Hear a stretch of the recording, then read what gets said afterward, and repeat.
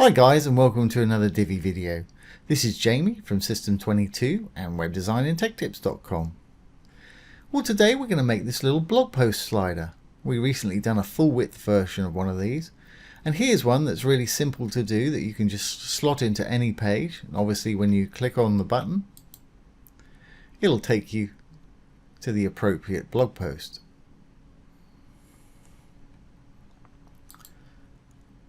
Really easy to do, so let's get started. First thing I'm going to do is enable the Visual Builder.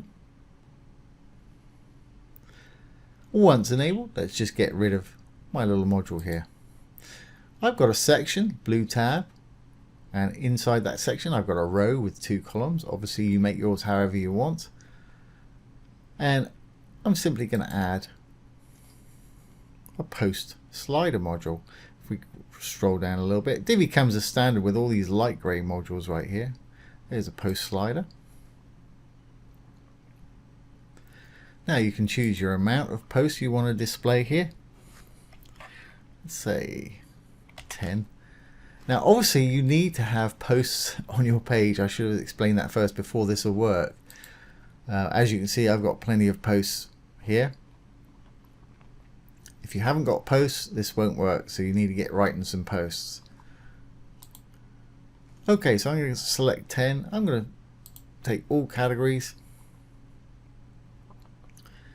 I'm going to order date. New to old is absolutely fine because I want my newest blog to, or newest post to show up first. Button, read more, that's fine for me.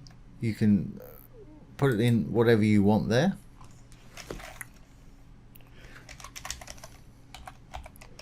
Whatever you want, just write it in there. Now shows excerpt, that's the amount of text we've got here. That's fine, but it's a little bit long for what I've got in mind here, so I'm going to cut that to maybe 150. That's a bit better. It doesn't take up quite so much space there.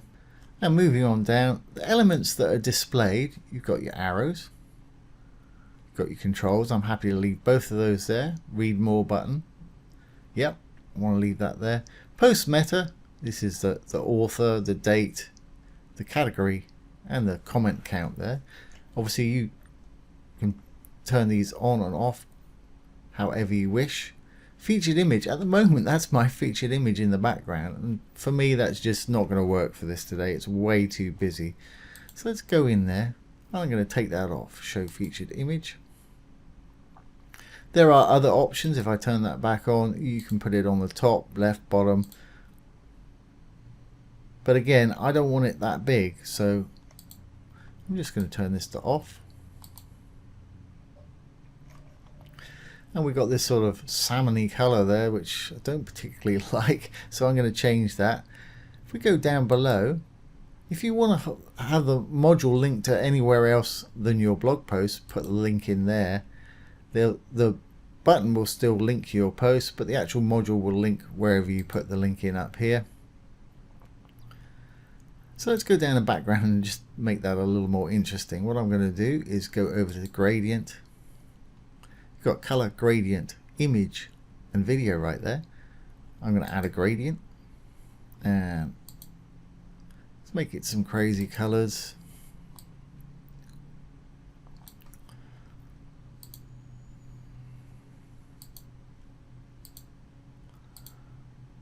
There we go, that'll work for me. That's fine, maybe take that down a little bit darker. Okay, so that's the background sorted, that's our blog post sorted. This is going to be a fairly quick video this morning. Design wise, you can have an overlay if you want to. I'm not going to because I've got that background color that works for me. An overlay, you can put a color on there that'll sort of change it. We've got one as default, which is a dark one, so I'm going to leave it to on. That's absolutely fine for me. You can change the colors there if you need to. If you want to put a different one over the text itself, put it in there, change the color to whatever you want. I'm happy to leave that as is. I think that looks fairly tidy. Navigation, obviously that's the arrows and the dots here. You can change the color of those here. Again, I'm happy with the default there. Image, well, I haven't got an image in there, so we don't need to look at that. But if you did have your image in there, you can round the corners and do border styles. Text wise, you can do the whole thing here. Align it left if you prefer like that. Middle, right, or justified. I'll leave mine in the middle. Add text shadow if you want to. And you can do them individually here. Title text, perhaps I'll make that a little bit bolder. And obviously you can change the color. It's pretty awful looking, but it's going to get people's eyes on it. I think I'll put that back to how it is. And you can do similar, obviously, for the body text and the meta text itself. And as you see, as I'm hovering over this body text, it's putting a little highlight around it. Meta text, body text. Button, again, I'm going to leave that generic just as it is. You can do custom styles if you want to by simply flipping this little button to on and giving it the color that you want. Again, it's very ugly. I'm going to leave mine just to generic right there, but obviously spend a bit of time, you can style your buttons beautifully.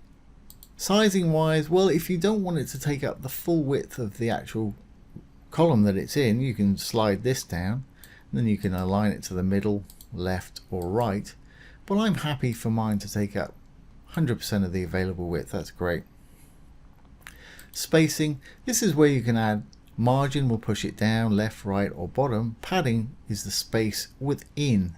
So if I was to give it 100 pix padding, it'll squash that stuff up to the middle there. As you can see, we've now got 100 top and bottom.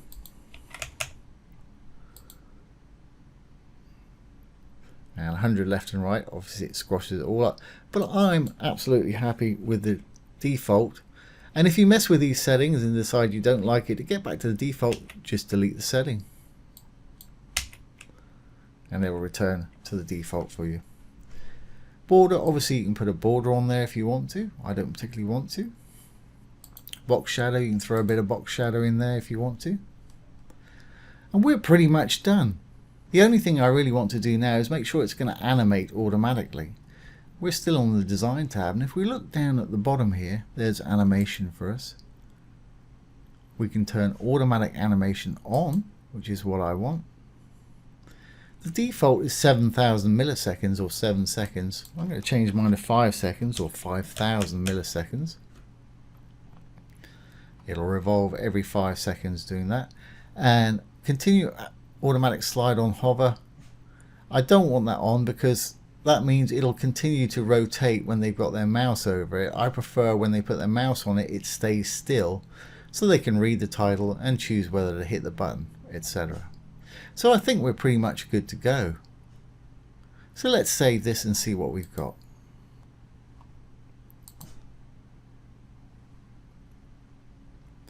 And exit the visual builder.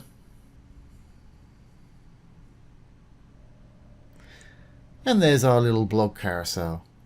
Like I say, you can put that on any page, and it's a nice way of getting people to read your posts.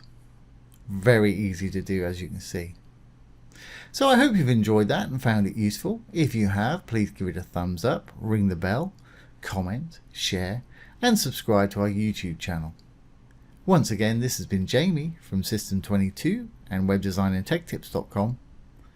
Thanks for watching. Have a great day.